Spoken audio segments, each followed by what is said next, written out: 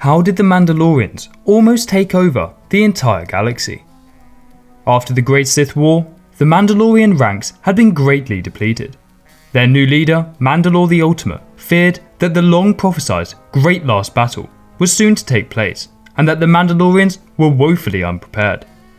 As Mandalore the Indomitable had done before him, Mandalore the Ultimate travelled to the Planet Shogun. While there, he claimed to have had a divine revelation that would allow for anyone to join the Mandalorian ranks, as long as they adhered to the strict Mandalorian code.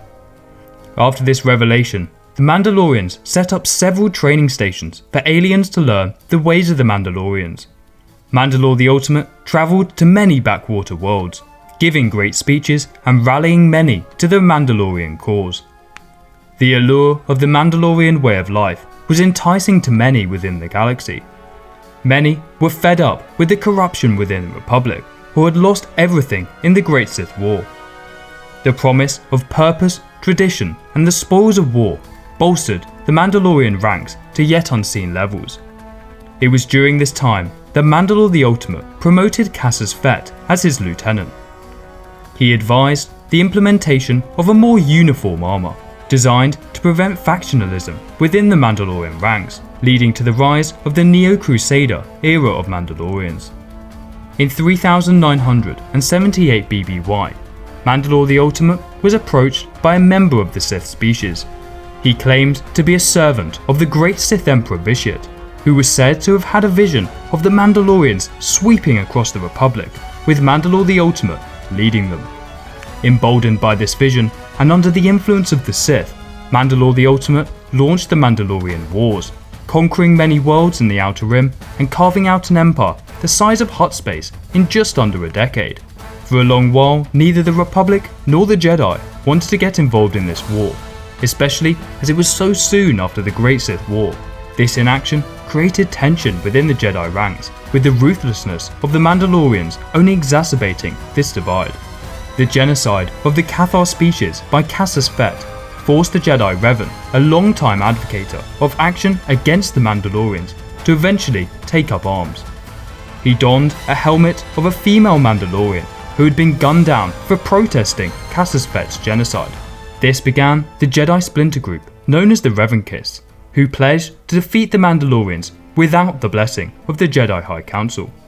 After conscripting many conquered worlds' peoples into their ranks, the Mandalorians seemed unstoppable. However, by 3964 BBY, the Mandalorians had stopped their conquests and seemed to be consolidating their grip over their current holdings. However, in a surprise attack, the Mandalorians swept through the Republic forces on Onderon. This was a symbolic victory for the Mandalorians, as this had been where Mandalore the Indomitable had been defeated just 30 years before. Spurred on by this victory, the Mandalorians took Vanquo and Taris in quick succession. Finally forced to act, the Republic took a defensive stance against the Mandalorians, placing their forces within population centres as a deterrent. Seeing this as an act of extreme cowardice, the Mandalorians spared no one, ordering the nuclear bombardment of over 27 population centres on Sureko, while also destroying much of Jiro and Eris III. The Mandalorian Wars were beset with horrors brought upon by the dark side and cutting-edge technological progress. On one such occasion, a Mandalorian scientist named Pulsifer found and attempted to weaponize the ancient Sith amulet known as the Mer Talisman. This unwittingly transformed the Neo-Crusaders into ghastly beings known as Rakghouls, causing havoc across the base. It was only with the full nuclear bombardment of the fortress that the plague was stopped from spreading. Another terrifying creation of this war was the ability to control the feared exogorths by the Arcanians.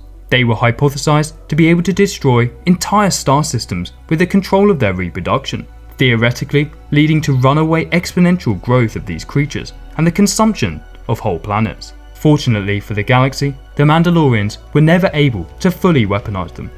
The brutal Mandalorian tactics soon saw the Republic on the back foot, outmatched and outgunned. However, the revelation of the genocide on Cathar saw the Jedi Revan-Kiss ranks swell. A superb and merciless tactician, Revan brought the Republic from the brink of defeat, spearheading attacks deep into Mandalorian space. The war culminated in one final battle above Malachor 5, the site of an ancient superweapon. After Revan had bested Mandalore the Ultimate in single combat, the mass shadow generator was activated by one of the Revan-kissed generals. Although this destroyed a significant portion of the Republic fleet, almost all of the Mandalorian fleet now laid in ruins. With their leader dead and their fleet obliterated, the Mandalorians offered their unconditional surrender, and the Mandalorian Wars were ended. Revan destroyed their armor, basilisk war droids, and weaponry. He even took the Mask of Mandalore to prevent a new leader from being declared again. Without a leader, the clans fell apart and scattered across the galaxy. Many gave up the Mandalorian way of life, with others turning to piracy and bounty hunting. These were the darkest of days for the Mandalorians, and saw them phase into obscurity for a number of years.